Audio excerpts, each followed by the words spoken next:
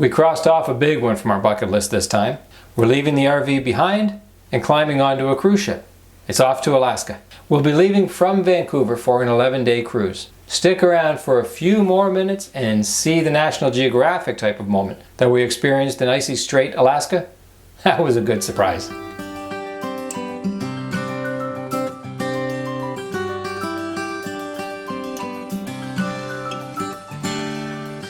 A big boat. Wave, Mike. Hey. There she is, the Crown Princess. We'll be leaving Vancouver soon for an 11-day cruise to Alaska. This is a round-trip cruise. That seems like a much easier plan than taking the cruise ship in one direction only and then having to deal with an airport to return home afterwards. By home, we mean Vancouver this year. As you may already know, we move frequently. Living full-time in our travel trailer, we've spent the season at a beautiful Pathfinder's campground on Bray Island in the Fraser River. This is part of the reason that our Alaskan cruise is happening this year. Getting to the ship was simply a matter of hopping onto Vancouver's SkyTrain and then walking about 500 meters to the dock.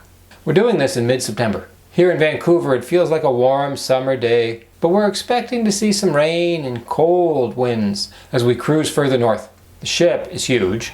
Every time we take a cruise we say that. It's like 300 meters long, weighing over 100,000 tons with a crew of about 1,200 and rooms for over 3,000 guests. It's a small town. Hi, welcome aboard. This is our room. We're on the Riviera deck, which is number 14. It's a super little room. Yep, There's lots of storage too, and another cupboard here at our office. We have an office and a hair dryer. Over here we have a mini bar, glasses, napkin, and small fridge. there's more cupboards there, little shelves there. We've got Totally. We got more closets. yeah, we know more what to do closets with. than you know what to do with. So Far more than in the RV. we haven't got all our luggage yet, so I only have my jacket hanging up. There's the life jackets. Let's hope we don't need them. Exactly. And our last closet has shelves and a safe. Yeah, and the bathroom is fully mirrored. I think you have to turn the light on here. And we'll go in. See, there's the shower stall. I provide some soaps. There we go. It's beautiful. Yep, clean, fresh, all is good. Princess gives each guest a medallion, which is a small RFID tag. It's constantly communicating with the ship. I really like it. It does a few things, but we just use 2 of its functions. The door to our stateroom unlocks just before you get to the door, which is really convenient. And we can use the Princess phone app to locate each other because the ship knows where everyone is at all times. Okay, I want to find Heather. I got this app. It's all part of the Princess experience. And you can come down to the point in the app under compass. And if I want to find one of my shipmates, I press shipmates and I hit locate. It asks me who. Heather's the only one of my shipmates that I can do, and it'll say where she is. So she's on floor 14, right about there. The medallion can also be used to purchase things on the ship and even at some stores in each port of call, but we didn't make use of that feature. Starting the cruise means attending a safety video. Using one hand, pinch your nose between your thumb and forefinger.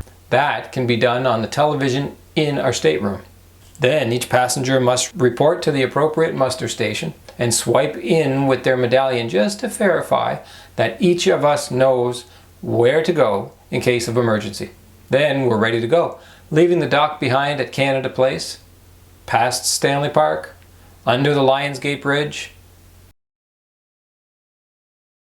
along the coast of Vancouver Island and out towards Haida Gwaii. For us, days 1, 2, and 3 were at sea. The original plan was to stop at our first port on day 3, but the weather's not good and the crew decided to switch around a sea day and a port day. So, day 4 is our first stop. We're now in Icy Strait, Alaska. I love watching them pull into the dock and secure the big ship. You don't see a huge boat like this at a tiny dock like that very often. Icy Strait's a small village that has only about 920 people living in it full-time. Population this time of year is a little higher because you got seasonal workers that come in, help the tour guides and such, but 920 is a pretty small group of people living here. We found out from them, the strait doesn't even freeze over in the winter. Hard to believe. It's Alaska, you think it'd be cold. It doesn't freeze across. We're going on a smaller boat for a whale watching excursion. We booked that through Princess. Here comes that National Geographic moment that I mentioned earlier. We were only a few minutes out on the water. The crew hadn't even finished the safety instructions yet, and all eyes went to starboard. Humpbacks in this area have learned this method of hunting as a team. They go below together, release air slowly while swimming in a circle, and form a kind of net with their bubbles. They trap the prey fish within. Then the whales come up quickly and eat until they reach the surface. We actually saw them do this 5 times during the day. We learned to watch the gulls. They keep an eye on what the whales are doing below the surface, and the birds follow the whales and eat whatever leftovers they can find. This is not instinctual, and not all whales know how to do this. Alaska is one of the few places where this behavior has been seen, and we were lucky enough to be here to see it. Okay, wrapping up our first port of call. We spent the day in Icy Strait, next to Icy Strait Point, which is next to Juneau, Alaska, where the people live. It's all one large area, but there's separate small areas. When you get off the cruise ship, you can either walk or take a free trolley into the town, where you have things like the museum and the gift shop and the restaurants and stuff like this. We spent our day on the Icy Strait, out in the water on a whale watching boat. We saw sea lions, we saw lots of whales. I don't know how many, too many to count, and 4 bears. Loved Icy Strait. Getting back to the ship, there was food to eat. So much food to eat. Then we went to an Elton John tribute show. The entertainment is usually good on the ship. You know this bit, and I think it's gonna be a long, long time. There was that one comedian that didn't go over too well, but all the other shows were great. It's day 5 now, and we're in Yakutat Bay, and the cold wind is blowing hard. The ship pulls in and stays almost stationary for a few hours so we can get a good look at the Hubbard Glacier. Some of the other guests that we met had been here before. They said that it's a good place to see seals on the ice, but there weren't any here today. A black bear did walk by along the shore. We only saw him with binoculars, much too far away to get a picture. For day 6, we chose not to purchase one of the organized excursions. Instead, we explored the city on our own. We're pulling into Juneau, Alaska's capital city. Light rain fell during the day. Luckily, it wasn't enough to get in our way. Behind me is the city's bus stop. They call it the Capital Transit Center. This is where you can pick up a bus, $2 per person each way, just like any city bus in any town. This is your most affordable option on how you can get to the Mendenhall Glacier. It won't bring you to the glacier. It'll only bring you as far as the entryway to the national park. From there you walk about a mile to the visitor center, pay a fee to get into the park, and from there you walk about a mile to the glacier. If you want to spend a little bit extra, there are bus companies that are private. You can pick them up in town, cost you $75 per person. That's a round trip, and it'll bring you all the way to the visitor center inside the park. We always get a laugh in these little souvenir shops, whether we're in Alaska or the Caribbean or Asia. Half of the items are made in China. I love these. I think these are just perfect for David. These are cool, but I don't know how to get it apart. Totem poles are everywhere, of course. It's interesting to see that many of them are now being mounted on steel supports rather than letting the wooden pole touch the soil. This way, the wood won't decay as quickly. Skagway is our port on the 7th day. We had booked an excursion through the Princess Cruise Lines for today. Where are we going now? We're in Skagway. We're going to the train. I think I see it in the distance. I think I do too. We're spending our morning on the White Pass Scenic Railway. Unfortunately, the wet weather caused our train's car windows to stay fogged over, so it was a little bit hard to enjoy the view properly. At times, as the rain let up, we could get out onto the train's car walkway. The train took us along a traditional route taken by the fortune seekers during the Klondike Gold Rush in the 1890s, all the way into Canada's Yukon Territory. The old trail that people used to trek into the territory was very narrow and rocky, and we couldn't imagine having to cross the country on this little path. During the gold rush, they actually told people that they were not allowed to come to the Yukon unless they had enough supplies to get them through an entire year so that people wouldn't starve. They often traveled with about 2,000 pounds of supplies and would have to make multiple trips to get everything up the trail. It is hard to imagine the hardy and sometimes desperate people who chose to make this incredible journey by foot. The trail also became known as the Dead Horse Trail. Thousands of horses died as they struggled to carry these loads up the way. The dock in Skagway had been damaged by a rock slide, so we were tendered to shore on the smaller boats. I think that our time on the little boats is one of the reasons Heather caught a flu. She brought that home as a souvenir. And what did we do after getting out of the rain and back to the cruise ship? Eat, eat, eat, of course. That's what you do on a cruise. It's day 8, we're pulling into Sitka. We don't have specific plans here. We've heard that it's easy to find things to do that are fun in this town. Let's see what the day brings.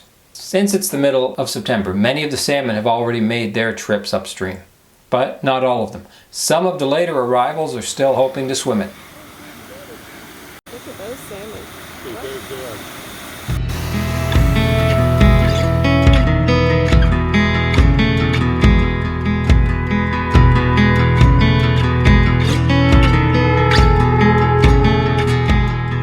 Here we are. We're entering the Sitka National Historical Park to find out some great information about the area.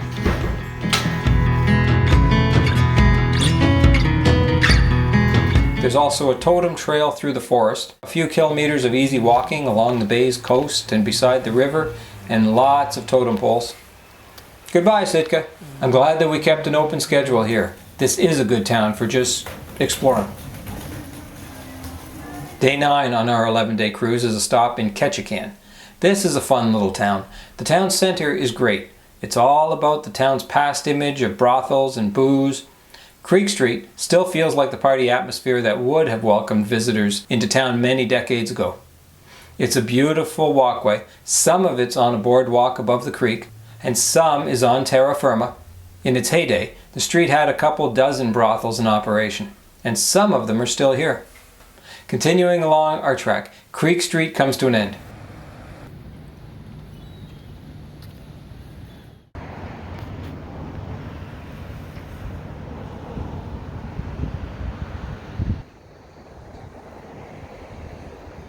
There's still the Salmon Walk, the Park District, and the Heritage Center. This is part of Ketchikan Creek, just a bit upstream of the popular Creek Street area. You can almost walk across on the backs of the salmon here. On the 10th day, we're at sea. The entertainment staff did a great job again. These guys tried to appear serious during an onstage cooking show. More salmon. More, we don't want to cheat. But salmon. Okay. No, no recording. It's just a test. The original plan was to travel on the west side of Haida Gwaii, but the crew decided to avoid that open ocean area due to the winds. The winds, however, did not keep this fellow from boarding the ship. He's a pilot, and he came aboard to help the ship's crew navigate this specific area. We knew he was coming, and we planned to be at the ship's rail for his scheduled 1 o'clock arrival.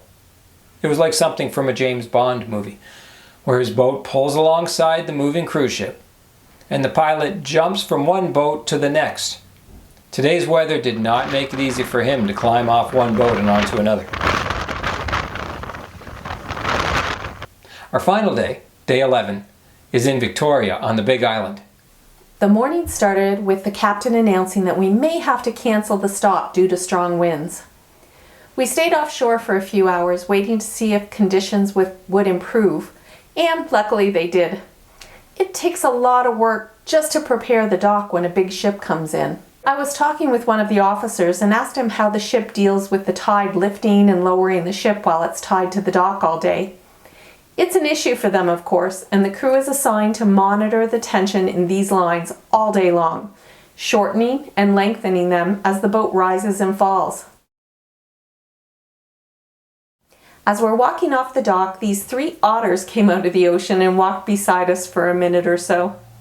We came to town with an agenda. We'll be walking to 5 points of interest today.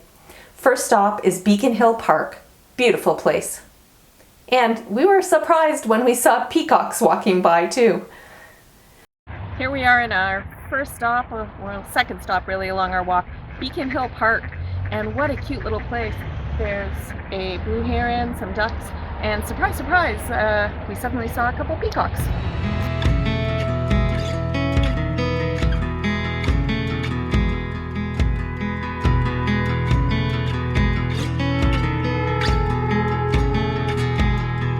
There's the Royal BC Museum and the Legislative Grounds.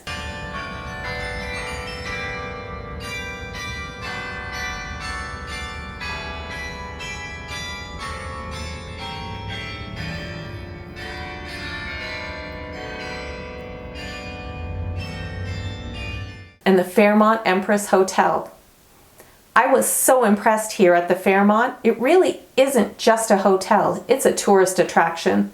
The hotel's visitor area has a number of restaurants, stores, and gardens, and it's well worth the time to visit. The Fisherman's Wharf District is next along our journey. This is a fun place, and busy. We found an outdoor cafe with bar stools along the coast, and we gave our feet a rest while watching the boat and seaplane traffic. I'm thinking we'll have to come back to Victoria. One day just isn't enough time to see it all. All done. That's it for the 11-day cruise, and it was just what we had hoped for. Back into Vancouver, disembarking is quick and easy. Don't even have to pass through immigration. Then a SkyTrain ride to the Joyce Collingwood station, and we're home in no time. That's it for this video. Thanks for watching, and we look forward to seeing you on the road. Check out some of our other videos, and subscribe to our channel. New content will be posted weekly.